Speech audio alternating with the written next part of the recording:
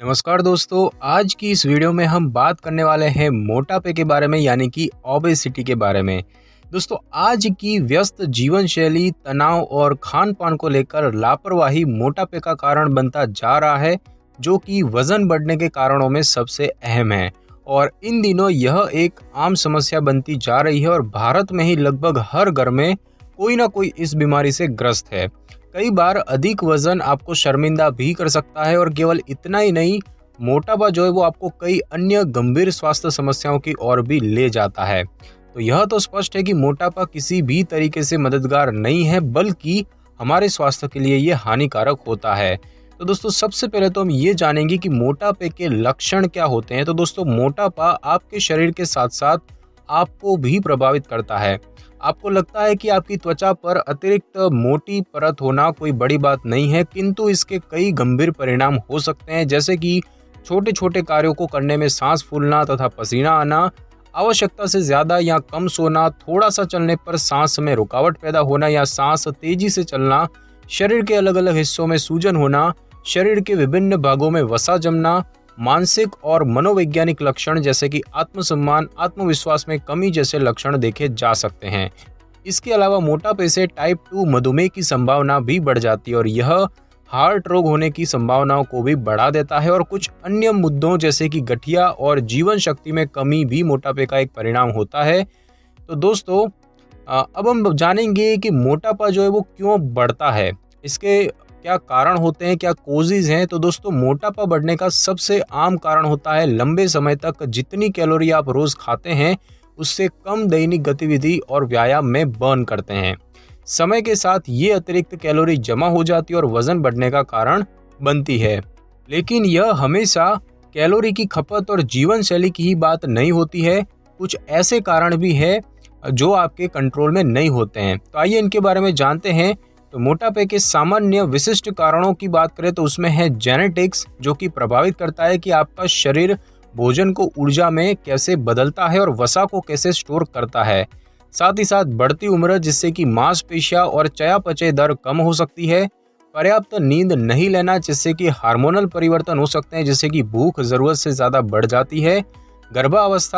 गर्भावस्था के दौरान बड़ा वजन कम करना मुश्किल हो सकता है और कुछ दवाइयाँ जिनको लेने के साथ साथ आप आहार और सक्रियता में परिवर्तन नहीं लाते, तो उससे आपका वजन बढ़ सकता है। और ऐसी दवाइयों के उदाहरण हैं एंटी डिप्रेसेंट्स, एंटी सीजर दवाइयाँ, शुगर की दवाएं, एंटीसाइकोटिक दवाएं, स्टेरॉयड और बीटा ब्लॉकर्स। कुछ स्वास्थ्य समस्याओं के कारण भी वजन बढ़ सकता है, जिससे कि मोटापा हो सकता है। तो उसमें है पॉलीसिस्टिक अंडाशय सिंड्रोम यानी कि PCOS, एक ऐसी बीमारी जो कि महिला प्रजनन हार्मोन के असंतुलन का कारण बनती है। प्रेडर-विली सिंड्रोम, जो कि जन्म के समय मौजूद एक दुर्लभ बीमारी है जो अत्यधिक भूख का कारण बनती है। कुशिंग सिंड्रोम, जो कि कॉर्टिजोल यानी कि तनाव हार्मोन का स्तर बढ़ने के कारण होता है। और हाइपोथायरॉयडिज्म यानी कि थायराइड कम होना, एक ऐसी बीमारी है जिसमें कि थायराइड ग्रंथि कुछ महत्वपूर्ण हार्मोन कम बनाती है। आर्थराइटिस या ऑस्टियोआर्थराइटिस और अन्य स्थितियां जो कि दर्द का कारण बनती है, जो कि कम गतिविधि का कारण बन सकती है। और अब हम दोस्तों जानेंगे कि जो मोटापा है इससे बचाव कैसे किया जा सकता है, इसका क्या प्रिवेंशन है। तो दोस्तों, पिछले कुछ दशकों में मोटापे और मोटापे से संबंधित बीमारियों में बहुत वृद्धि हुई है और यही कारण है कि हर कोई स्वस्थ भोजन और शारीरिक गतिविधियों पर जोर दे रहा है। व्यक्तिगत स्तर पर आप स्वस्थ जीवन शैली अपना कर वजन बढ़ाने और मोटापे को रोक सकते हैं। प्रतिदिन 20 से 30 मिनट तक पैदल चलना, तैरना या फिर साइकिल चलाना जैसे मध्यम व्यायाम करें। फल, सब्जियां, साबुत अनाज और लीन प्रोटीन जैसे पौष्टिक खाद्य पदार्थों का चयन करें और ज़्यादा फैट, कैलोरी वाले खाद्य पदार्थ कम या फिर न खाएं।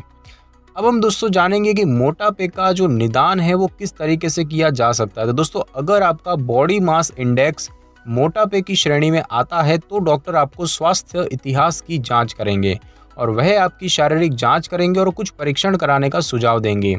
परीक्षण की बात करें तो उसमें सबसे पहले तो आपके स्वास्थ्य इतिहास की जांच करना। तो डॉक्टर जो है वो आपके बारे में जानकारी लेंगे, जैसे कि आपके वजन का इतिहास क्या है, वजन कम करने के लिए किए गए प्रयास, व्यायाम की आदत, खान पान की आदतें, कोई दवाई जो कि लंबे समय से ले रहे हो, तनाव का स्तर और अन्य स्वास्थ्य समस्याओं के बारे में पूछेंगे। डॉक्टर आपके परिवार के स्वास्थ्य इतिहास की भी जांच कर सकते हैं। उसके बाद दोस्तों बात की जाए सामान्य शारीरिक परीक्षण की, तो इसमें आपकी लंबाई को मापा जाता है और आपके महत्वपूर्ण संकेतों की जांच की जाती है, जैसे कि हार्ट की गति, बीपी, शरीर का तापमान और पेट की जांच। साथ ही साथ आपके बीएमआई की गणना करना, तो डॉक्टर आपके मोटापे के स्तर को जानने के लिए आपकी बीएमआई की गणना कर सकते हैं। और आपकी कमर की परिधि को मापना, तो कमर के आसपास जमा हुआ वसा से कई बीमारियों का जोखिम बढ़ सकता है, जैसे कि डायबिटीज और हार्ट रोग। और खून की जांच की बात करें तो दोस्तों डॉक्टर द्वारा सुझाए गए खून के परीक्षण आपके स्वास्थ्य, जोखिम कारक और आपको होने वाले लक्षणों पर निर्भर करते हैं। डॉक्टर आपको कुछ परीक्षणों का सुझाव भी दे सकते हैं, जैसे कि cholesterol test, liver function test, fasting glucose test, thyroid test और हार्ट के कुछ टेस्ट जैसे कि इलेक्ट्रोकार्डियोग्राम। और अब हम दोस्तों जानेंगे कि मोटापे का इलाज कैसे किया जा सकता है। तो दोस्तों मोटापे के इलाज का लक्ष्य एक स्वस्थ वजन पर पहुंचने और रहने का है।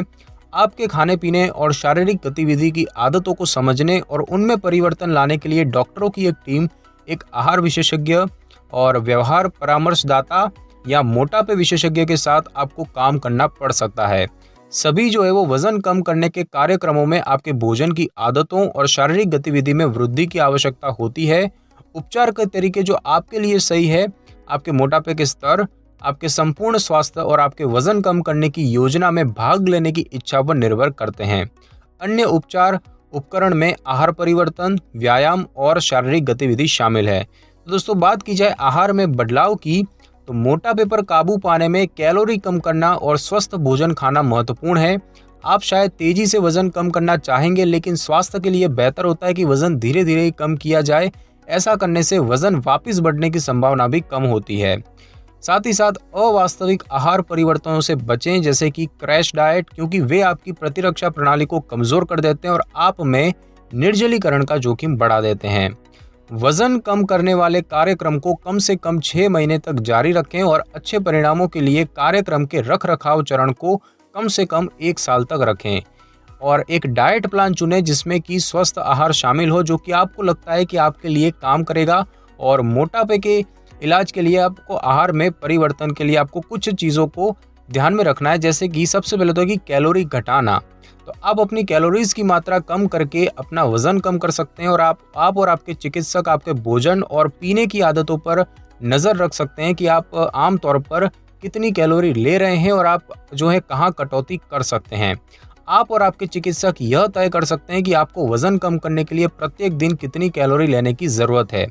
महिलाओं के लिए 1200 से 1500 कैलोरी और पुरुषों के लिए 1500 से 1800 कैलोरी की एक सामान्य मात्रा होती है। साथ ही साथ दोस्तों कम खाने में पूरा पेट भर जाना, तो कम कैलोरी वाले खाद्य पदार्थों को बड़े हिस्से में खाने से आप भूख की पीड़ा को कम कर सकते हैं। साथ ही साथ स्वस्थ विकल्प बनाना, तो अपने संपूर्ण आहार स्वस्थ बनाने के लिए फलों, सब्जियों और पूरे अनाज कार्बोहाइड्रेट खाने का सेवन करें। इसके अलावा प्रोटीन जैसे कि दाल, सोया और मांस जो कि बिना चर्बी वाला, उस तरह के स्रोतों पर जोर दें। और यदि आप मछली पसंद करते हैं तो सप्ताह में 2 बार मछली शामिल करने का प्रयास करें। नमक और चीनी की मात्रा कम करें। कम वसा वाले डेयरी उत्पादों का सेवन करें। छोटी मात्रा में वसा खाएं और सुनिश्चित करें कि वे हार्ट स्वस्थ स्रोतों से जो है आते हों, जैसे कि जैतून, कैनोला और अखरोट का तेल। साथ ही साथ दोस्तों कुछ खाद्य पदार्थों को भी सीमित करना, तो कुछ आहार एक विशेष खाद्य समूह की मात्रा को सीमित करते हैं, जैसे कि उच्च कार्बोहाइड्रेट या पूर्ण वसा वाले खाद्य पदार्थ। डॉक्टर से पूछें कि कौन सी आहार योजनाएं प्रभावी हैं जो कि आपके लिए सहायक हो सकती है। मीठे पेय पदार्थ पीने से आप ज़्यादा कैलोरी का सेवन करेंगे और इन पेय को सीमित करना या उन्हें पूरी तरह से सामान्य करना अच्छी शुरुआत है। साथ ही साथ बात की जाए खाने की प्रतिस्थापना की, तो आप अपने 1 या 2 आहार लो कैलोरी शेक या फिर मील बार से प्रतिस्थापित करें और अपने तीसरे आहार में कम मात्रा में कैलोरीज और वसा लें। और अगर हम दोस्तों बात की जाए व्यायाम और गतिविधि की, तो शारीरिक गतिविधि या व्यायाम मोटापे के उपचार का एक अनिवार्य हिस्सा है।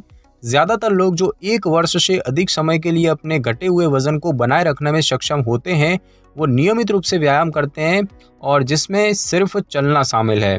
तो अपनी गतिविधि स्तर को बढ़ावा देने के लिए व्यायाम की बात करें तो अधिक वजन वाले या मोटापे वाले लोगों को वजन कम करने के लिए या सामान्य वजन की मात्रा को कम करने के लिए मध्यम तीव्रता वाली शारीरिक गतिविधि के कम से कम 150 मिनट की आवश्यकता होती है। अधिक महत्वपूर्ण वजन घटाने के लिए आपको सप्ताह में 300 मिनट या इससे भी अधिक व्यायाम करना पड़ सकता है और आप धीरे धीरे अपनी व्यायाम की मात्रा में वृद्धि लाएं, क्योंकि इससे आप अपने धीरज और फिटनेस में सुधार ला सकते हैं। और बात की जाए दोस्तों एरोबिक व्यायाम की, तो नियमित एरोबिक व्यायाम कैलोरीज कम करने का और ज़्यादा वजन घटाने का सबसे कारगर तरीका है और आपके दिन के दौरान साधारण परिवर्तन करना बड़ा लाभ दिला सकता है। और दोस्तों बात की जाए ऑपरेशन की, तो आप वजन घटाने वाली सर्जरी जो है वो भी आती है, जैसे कि गैस्ट्रिक बाईपास सर्जरी, साथ ही साथ LAGB यानी कि लेप्रोस्कोपिक एडजस्टेबल गैस्ट्रिक बेंडिंग, और साथ ही साथ दोस्तों डिओडिनल स्विच के साथ बिलियो पैंक्रियाटिक डायवर्जन यानी कि biliopancreatic diversion with duodenal switch, साथ ही साथ गैस्ट्रिक स्लीव, इस तरह के कुछ ऑपरेशन भी शामिल हैं। और अब हम दोस्तों जानेंगे कि मोटापे के नुकसान क्या होते हैं, इसके क्या कॉम्प्लिकेशंस होते हैं। तो दोस्तों यदि आप मोटे हैं तो आपको कई गंभीर स्वास्थ्य समस्या होने की संभावना होती है, जैसे कि हाई कोलेस्ट्रॉल, शुगर, हार्ट रोग, स्ट्रोक, सांस लेने में दिक्कत, स्त्री रोग संबंधी समस्याएं जैसे कि बांझपन और अनियमित मासिक धर्म, स्तंभन दोष और अन्य यौन स्वास्थ्य समस्याएं, साथ ही साथ फैटी लिवर और ऑस्टियोआर्थराइटिस जैसे कुछ कॉम्प्लिकेशंस या फिर बीमारियां आपको हो सकती है। तो दोस्तों आज की इस वीडियो में बस इतना ही। अगर आपको मेरी ये वीडियो और जानकारी अच्छी लगी हो तो वीडियो को लाइक और शेयर कर दीजिए और कमेंट करना बिल्कुल भी ना भूलें। और अगर आप हमारी चैनल पे नए तो चैनल को कर ले सब्सक्राइब और बेल आइकन के बटन को जरूर क्लिक कर ले, ताकि मेरी नई वीडियो की नोटिफिकेशन सबसे पहले आपको मिल सके। Thanks for your time.